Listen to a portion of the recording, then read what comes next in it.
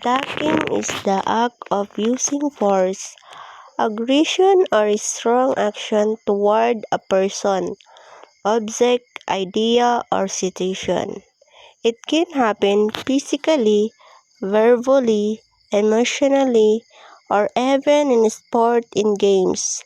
The word usually describes an action that is meant to overpower, damage, defeat, criticize, and or gain advantage over something or someone. In sports, attacking has a more positive meaning. It refers to making offensive. In a physical sense, attacking means trying to hurt or harm another person or animal through force or violence. For example, in a fight or war, one side may attack another side to gain control or defend themselves in communication.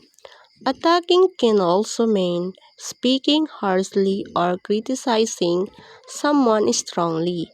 A person may attack another person's opinion, behavior, or decision using a negative words or arguments.